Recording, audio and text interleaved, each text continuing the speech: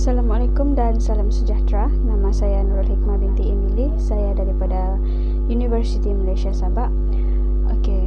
Hari ini saya akan membuat satu video dokumentari yang menceritakan tentang peristiwa pencerobohan Lahad Datu yang berlaku pada tahun 2013. Video saya ini adalah untuk memenuhi tugasan individu EJ 32203 Sejarah Sabah dan Sarawak. Peristiwa pencerobohan Lahad Datu merupakan peristiwa yang meninggalkan sejarah hitam buat negara Malaysia.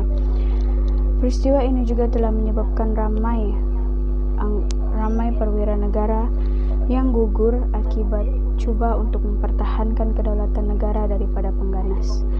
Tragedi pencerobohan ini dikaitkan dengan insiden diplomatik yang berlaku antara Malaysia dan juga Filipina. Ini adalah tentang isu hak tuntutan Kesultanan Sulu ke atas wilayah di Sabah. Kumpulan yang menceroboh Lahad Datu pada tahun 2013 ini menggelarkan diri mereka sebagai askar Diraja Kesultanan Sulu, Borneo Utara. Mereka ini juga dihantar oleh Jamalul Kiram III yang ingin menuntut takhta Kesultanan Sulu yang dikatakan di wilayah Sabah. 11 Februari 2013 yaitu permulaan bagi peristiwa pencerobohan Lahad Datu. Sebahagian daripada penceroboh itu dikesan oleh sekumpulan nelayan tempatan pada waktu malam dan kemudiannya mereka telah membuat laporan polis tentang lebih 100 lelaki berpakaian ala tentera dan bersenjata yang dilihat di Kampung Tanduo, Lahad Datu.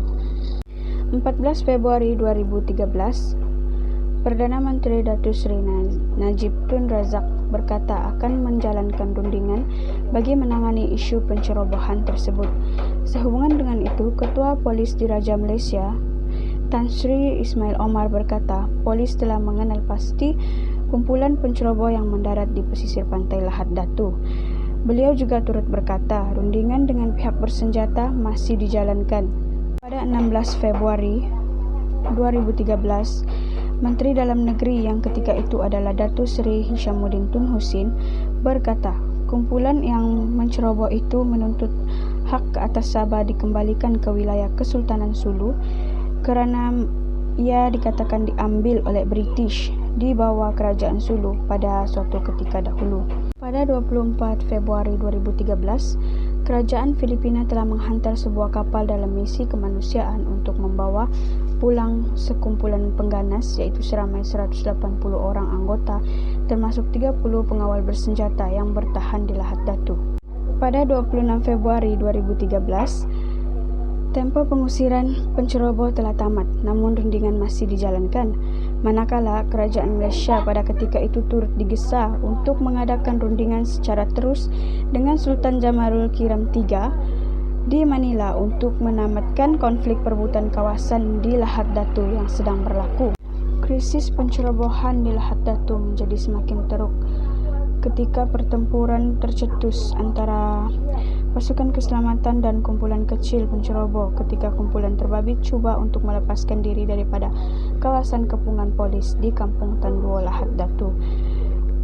Pertempuran tersebut telah menyebabkan 2 anggota pasukan keselamatan terkorban dan 3 tercedera, manakala 12 penceroboh bersenjata telah terbunuh.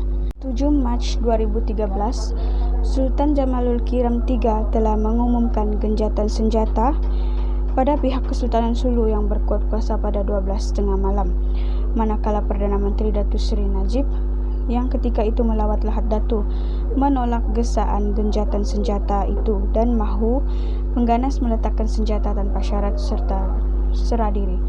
Manakala Tan Sri Ismail Omar berkata setakat itu 52 orang pengganas serta ketua kumpulan itu yang berpangkat jeneral telah terbunuh dalam Ops Daulat. 8 Mac 2013, Tan Sri Ismail Omar telah mendedahkan bahawa lebih 50 individu yang disyaki mempunyai kaitan dengan pencerobohan di Lahad Datu telah ditahan mengikut Akta Kesalahan Keselamatan Langkah-Langkah Khas 2013. Dan pada 23 Mac, pasukan keselamatan negara telah menangkap 2 individu penting dalam insiden di Lahad Datu dalam 2 tangkapan yang berasingan. Salah seorang daripada individu tersebut adalah masyarakat tempatan yang selama itu memberi bantuan kepada penceroboh ataupun pengganas Kesultanan Sulu.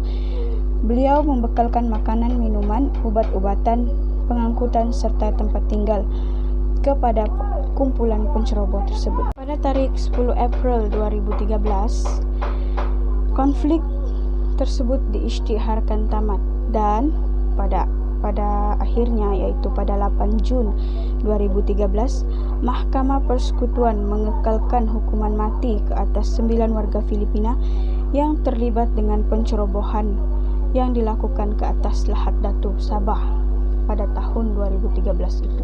Sebagai penutup dan kesimpulannya, peristiwa pencerobohan Lahad Datu itu telah menyebabkan terkorbannya 12 orang perwira negara yang ketika itu hendak mempertahankan kedaulatan negara.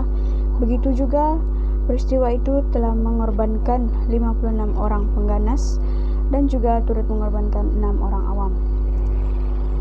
Seperti yang kita ketahui, peristiwa ini adalah satu sejarah hitam bagi negara Malaysia. Okey, itu sahaja daripada saya dalam video kali ini. Sekian dan terima kasih.